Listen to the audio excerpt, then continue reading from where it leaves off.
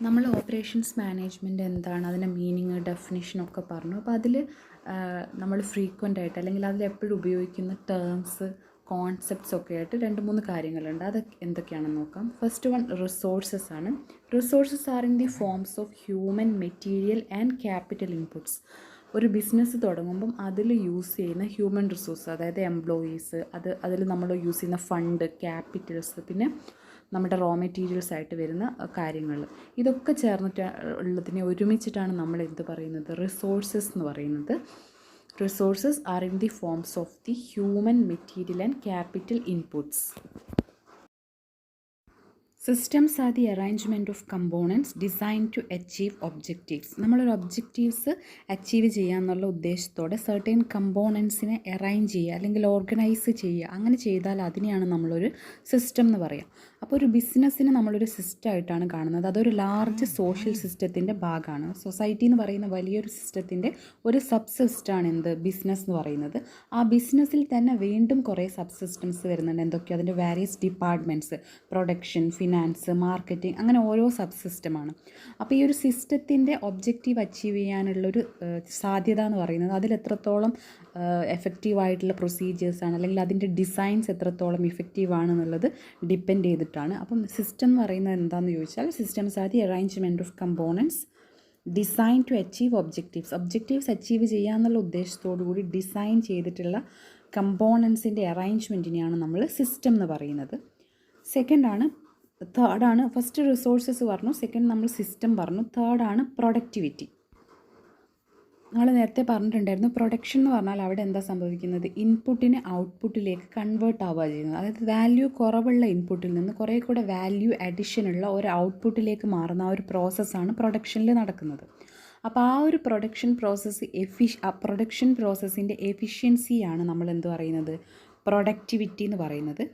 The effectiveness of the production factors in the transformation process is known as productivity. Production factors, transformation പ്രോസസ്സിൽ production ഫാക്ടേഴ്സിൻ്റെ ഇഫക്റ്റീവ്നെസ്സിനെയാണ് നമ്മൾ productivity എന്നുള്ള term കൊണ്ട് ഉദ്ദേശിക്കുന്നത്. The productivity refers to the ratio between values of output per works hour to the cost of inputs. Ratio തമ്മിലുള്ള ratio ആണ് values of output per work hour to the cost of input. നമുക്ക് വരുന്ന കോസ്റ്റും നമുക്ക് വരുന്ന ഔട്ട്പുട്ടിൻ്റെ വാല്യൂവും തമ്മിലുള്ള ആ ഒരു റേഷ്യോനെയാണ് നമ്മൾ പ്രൊഡക്ടിവിറ്റി എന്ന് പറയുന്നത്. അപ്പോൾ വാല്യൂ കൂടുതലാണെങ്കിൽ അവിടെ പ്രൊഡക്ടിവിറ്റി കൂടുതലായിരിക്കും. അപ്പോൾ ഈ 3 ടേംസാണ് നമ്മൾ ഓപ്പറേഷൻസ് മാനേജ്മെൻറ്റ് എന്ന് പറയുമ്പോൾ അതിൽ വരുന്ന 3 ഇമ്പോർട്ടൻ്റ് ആയിട്ടുള്ള കൺസെപ്റ്റ്. ഫസ്റ്റ് റിസോഴ്സസ്, അതിലെല്ലാം വരും ക്യാപിറ്റൽ, ലേബർ, റോ മെറ്റീരിയൽ ഒക്കെ വരുന്ന റിസോഴ്സസ്. പിന്നെ സിസ്റ്റം, ഇതിൻ്റെ ഒരു പ്രോപ്പർ അറേഞ്ച്മെൻറ്റ് അല്ലെങ്കിൽ ഡിസൈനെയാണ് സിസ്റ്റം എന്ന് പറയുന്നത്.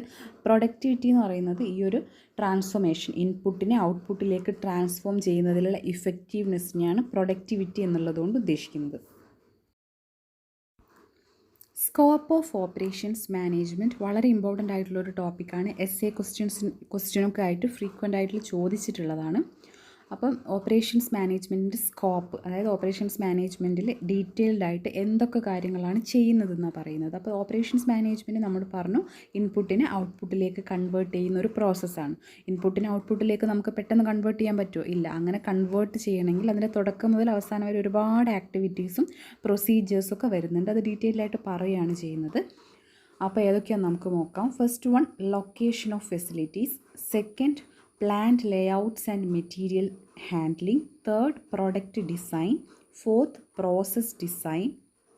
Fifth, production and planning control. Sixth, quality control. Seventh, materials management. And eighth, maintenance management. ഇത്രയും കാര്യങ്ങളാണ് ഓപ്പറേഷൻസ് മാനേജ്മെൻറ്റിൻ്റെ സ്കോപ്പിൽ നമുക്ക് ഡിസ്കസ് ചെയ്യാനുള്ളത്. അപ്പോൾ ഓപ്പറേഷൻസ് മാനേജ്മെൻറ്റ് സ്കോപ്പ് ചോദിച്ചാൽ it involves A number of well planned activities. ആ വെൽ പ്ലാൻഡ് ആക്ടിവിറ്റീസ് ഏതൊക്കെയാണെന്നാണ് നമ്മളിപ്പം 8 points ആയിട്ട് പറയുന്നത്. The very first point of scope of operations management is location facilities. അതായത് നമ്മുടെ പ്ലാന്റ് അല്ലെങ്കിൽ നമ്മുടെ ഫാക്ടറി എവിടെ ലൊക്കേറ്റ് ചെയ്യണം എന്നുള്ളത്, അതായത് നമ്മൾ എവിടെ നമ്മുടെ ഫാക്ടറി തുടങ്ങണം എന്നുള്ളത് വളരെ ഇമ്പോർട്ടൻ്റ് ആയിട്ടുള്ള ഡിസിഷനാണ്. കാരണം ഒരു ഫാക്ടറി ബിൽഡിംഗ്, അതിൻ്റെ പ്ലാന്റ്, മെഷീനറി എന്നൊക്കെ പറയുമ്പോൾ വളരെ കോസ്റ്റ്ലിയാണ്, വളരെ എക്സ്പെൻസീവാണ്. അതുകൊണ്ട് തന്നെ അത് നമുക്ക് എന്താണ് ഒരുപാട് ആലോചിച്ചിട്ട് മാത്രം എടുക്കേണ്ട ഒരു ഡിസിഷനാണ്. ആ ഡിസിഷൻ എടുക്കുമ്പോൾ പല കാര്യങ്ങളും കൺസിഡർ ചെയ്യണം. അതായത് നമ്മുടെ ഫ്യൂച്ചറിലേക്കുള്ള എക്സ്പാൻഷൻ, നമ്മളിപ്പോൾ ഒരു ചെറിയ സ്ഥലം മാത്രം അവൈലബിൾ ആയിട്ടുള്ളൊരു ലൊക്കാലിറ്റിയിൽ പോയിട്ട് എടുക്കും, നമുക്ക് ചിലപ്പോൾ അത് ഫ്യൂച്ചറിൽ നമ്മുടെ എക്സ്പാൻഷൻ അത് എഫക്റ്റ് ചെയ്യും. പിന്നെ അതേപോലെ ഡൈവേഴ്സിഫിക്കേഷൻ, നമ്മൾ ഭാവിയിൽ ഇതിൻ്റെ കൂടെ വേറെ എന്തെങ്കിലും ഒരു ബിസിനസ് കൂടെ ചെയ്യാൻ ഉദ്ദേശിക്കുന്നുണ്ടോ, അതിനും കൂടെ പറ്റിയ ലൊക്കാലിറ്റി ആണോ എന്നുള്ളത് ആലോചിക്കണം. പിന്നെ അതേപോലെ നമുക്ക് എവിടെ നിന്നാണ് നമ്മുടെ റോ മെറ്റീരിയൽ വരാനുള്ളത്. അപ്പോൾ റോ മെറ്റീരിയൽ ചിലപ്പം വളരെ ദൂരെ നിന്നാണ് വരുന്നതെങ്കിൽ നമ്മുടെ ട്രാൻസ്പോർട്ടേഷൻ കോസ്റ്റൊക്കെ ഒരുപാട് കൂടും. അപ്പോൾ റോ മെറ്റീരിയൽ കിട്ടുന്ന അടുത്ത് തന്നെ ഒരു ലൊക്കേഷൻ നമുക്ക് സെറ്റപ്പ് ചെയ്യാൻ പറ്റുകയാണെങ്കിൽ ചിലപ്പോൾ അതെന്താണ് വളരെ യൂസ്ഫുൾ ആയിരിക്കും, നമുക്ക് നമ്മുടെ കോസ്റ്റ് ഒരുപാട് കുറയ്ക്കാൻ പറ്റും. ഇനിയിപ്പം റോ മെറ്റീരിയൽസ് എല്ലാ സ്ഥലത്തും ഈസിലി അവൈലബിൾ ആയിട്ടുള്ളൊരു കാര്യമാണെങ്കിൽ റോ മെറ്റീരിയലിന് മാത്രം നോക്കിയിട്ട് നമ്മൾ പ്ലാന്റിൽ അത്ര ഫോക്കസ് ചെയ്യേണ്ട കാര്യമില്ല. റോ മെറ്റീരിയലിൻ്റെ ആ ഒരു ഫാക്ടർ കൺസിഡർ ചെയ്യണമെന്നില്ല. ആ രീതിയിൽ നമ്മുടെ ബിസിനസ്സിൻ്റെ നാച്ചുർ, അതിൻ്റെ എക്സ്പാൻഷൻ, ഭാവിയിൽ ഡൈവേഴ്സിഫിക്കേഷനുള്ള നമ്മുടെ പ്ലാന്, റോ മെറ്റീരിയലിൻ്റെ അവൈലബിലിറ്റി, പിന്നെ ആളുകൾക്ക് പെട്ടെന്ന് ഇപ്പോൾ ഒരു സർവീസ് സെക്ടറൊക്കെ ആണെങ്കിൽ അവിടെ ആളുകൾ, ഇപ്പം ഒരു ബാങ്കൊക്കെ ആണെങ്കിൽ ബാങ്കിലേക്ക് ആളുകൾക്ക് എപ്പോഴും വരാൻ പറ്റണം. അപ്പം ബാങ്ക് ഏതെങ്കിലും എന്താ പറയുക വളരെ റിമോട്ടായിട്ടുള്ളൊരു സ്ഥലത്ത് കൊണ്ടുവച്ചിട്ട് കാര്യമില്ല. ബാങ്ക് എന്ന് പറഞ്ഞാൽ ആളുകൾക്ക് ആക്സസ് ചെയ്യാൻ പറ്റുന്ന സ്ഥലത്ത് വരണം. ഇനിയിപ്പോൾ ഒരു പ്രൊഡക്ഷൻ യൂണിറ്റ് ആണെങ്കിൽ അവിടുത്തെ എംപ്ലോയീസ് മാത്രം വന്നാൽ മതി. എപ്പോഴും എന്താ പറയുക കസ്റ്റമേഴ്സായിട്ട് ആളുകൾ വരുന്നുണ്ടാവില്ല. അപ്പോൾ ചിലപ്പോൾ അത് നമുക്ക് കുറച്ച് ഉള്ളോട്ടുള്ള, കുറച്ച് റിമോട്ടുള്ള ഏരിയയിലാണെങ്കിലും അല്ലെങ്കിൽ ലാൻഡിന് കോസ്റ്റ് കുറഞ്ഞൊരു സ്ഥലത്തൊക്കെ സെറ്റപ്പ് ചെയ്യുന്നതായിരിക്കും കൂടുതൽ നന്നാവുക. അങ്ങനത്തെ ഈ ഒരു എലമെൻറ്റ്സ് ഒക്കെ കൺസിഡർ ചെയ്തിട്ടും വേണം നമ്മൾ എന്ത് ചെയ്യാൻ, നമ്മുടെ ലൊക്കേഷൻ ഫിക്സ് ചെയ്യാൻ വേണ്ടിയിട്ട്. അപ്പോൾ അതാണ് ഫസ്റ്റ് പോയിൻ്റ് ലൊക്കേഷൻ ഫെസിലിറ്റിയിൽ പറയുന്നത്. Second point plant layout and material handling. അതിൽ നമുക്ക് ഫസ്റ്റ് പ്ലാന്റ് ലേഔട്ട് എന്താണെന്ന് പറയാം. അതായത് നമ്മൾ ലൊക്കേഷൻ ഫെസിലിറ്റി ഒക്കെ സെറ്റ് ചെയ്ത് കഴിഞ്ഞു. ലൊക്കേഷൻ ഫെസിലിറ്റി ഒക്കെ സെറ്റ് ചെയ്തു, നമ്മുടെ ഫാക്ടറി എവിടെ വേണം എന്നുള്ള കാര്യങ്ങളൊക്കെ സെറ്റ് ചെയ്തു. ഇനി അതിൽ പറയുന്നതാണ് പ്ലാൻ ലേഔട്ട്. അതായത് നമ്മുടെ ഇതിൻ്റെ ഉള്ളിലുള്ള അറേഞ്ച്മെൻറ്റ്, നമ്മുടെ മെഷീൻസൊക്കെ എവിടെ സെറ്റ് ചെയ്യണം, എംപ്ലോയീസിൻ്റെ വർക്ക് ഏരിയ എവിടെ സെറ്റ് ചെയ്യണം, ബാക്കി റോ മെറ്റീരിയൽസ് എങ്ങനെ സ്റ്റോർ ചെയ്യണം, ഈ കാര്യങ്ങളൊക്കെയാണ്. അത് പ്ലാന്റിൻ്റെ ഉള്ളിൽ എന്തൊക്കെ അറേഞ്ച്മെൻറ്റ്സ് വേണം എന്നുള്ളതാണ് പ്ലാന്റ് ലേഔട്ടിൽ പറയുന്നത്. ഫോർ എക്സാമ്പിൾ, ഇപ്പോൾ ഒരു എംപ്ലോയിക്ക് 2 മെഷീൻസ് ഫ്രീക്വൻ്റ് ആയിട്ട് യൂസ് ചെയ്യണം.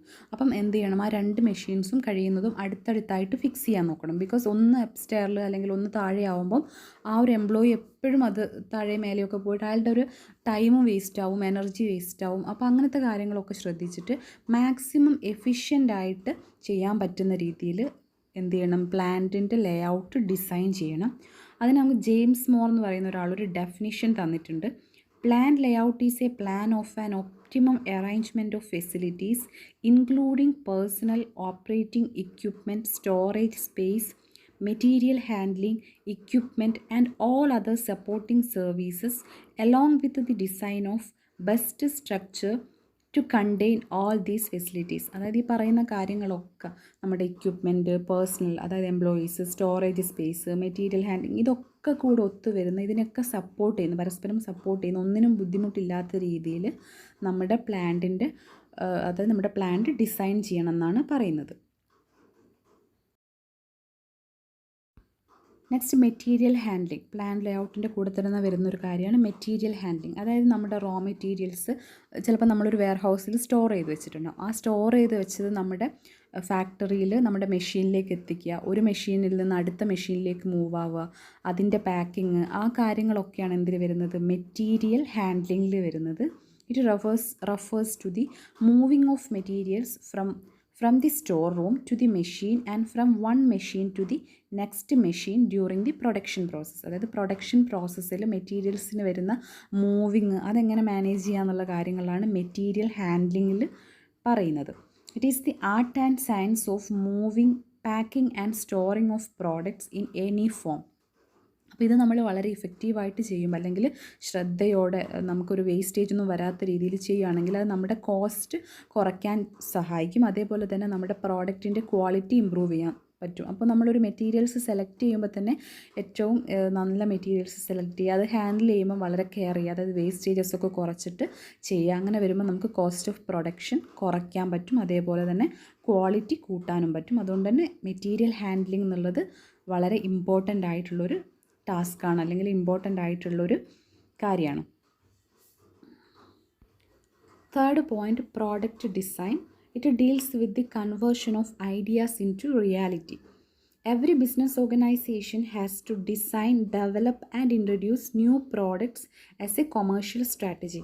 നമുക്കറിയാം നമ്മുടെ ബിസിനസ് വേൾഡ് എന്ന് പറയുന്നത് വളരെ കോമ്പറ്റീറ്റീവാണ്. അപ്പോൾ അത്രയും കോമ്പറ്റീറ്റീവായ ഒരു ബിസിനസ് വേൾഡിൽ നിലനിൽക്കണമെങ്കിൽ, സർവൈവ് ചെയ്യണമെങ്കിൽ എന്ത് വേണം? ഇന്നൊവേറ്റീവ് ആയിട്ടുള്ള പ്രോഡക്റ്റ്സ് അല്ലെങ്കിൽ പുതിയ കൺസെപ്റ്റ്സും ഐഡിയാസൊക്കെ കൊണ്ടുവന്നാൽ മാത്രമേ സക്സസ് ആവാൻ പറ്റുള്ളൂ. അപ്പോൾ അതിൽ പെടുന്നതാണ് എന്ത്? Product design. പുതുതായിട്ടുള്ള ഐഡിയാസ് കൊണ്ടുവന്ന് ആ ഐഡിയ ഒരു റിയാലിറ്റിയിലേക്ക് കൺവേർട്ട് ചെയ്യുക, ഡിസൈൻ ചെയ്ത് പുതിയ പ്രോഡക്റ്റ് ഡിസൈൻ ചെയ്ത് ഡെവലപ്പ് ചെയ്ത് അത് മാർക്കറ്റിൽ ഇൻട്രൊഡ്യൂസ് ചെയ്യുക എന്നുള്ളതാണ് ഇന്നത്തെ ബിസിനസ് ഫേസ് ചെയ്യുന്ന ഏറ്റവും വലിയ ചാലഞ്ച് എന്ന് പറയുന്നത്.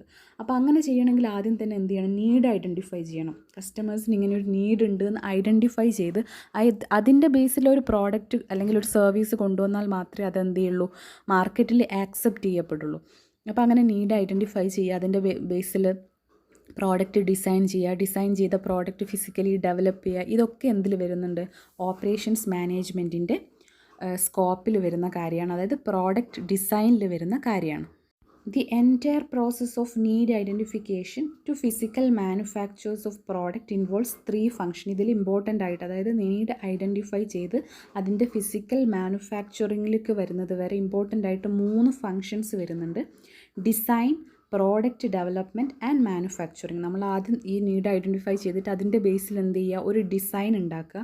ഡിസൈൻ ഉണ്ടാക്കിയതിന് ശേഷം അത് ഒരു പ്രോഡക്റ്റിലേക്ക് ഡെവലപ്പ് ചെയ്യുക, അതായത് ഇന്ന ഡിസൈനാണ്, അത് ഈ രീതിയിലുള്ളൊരു പ്രോഡക്റ്റ് ആണെന്നുള്ളൊരു ഡെവലപ്മെൻറ്റ് സ്റ്റേജിലെത്തുക.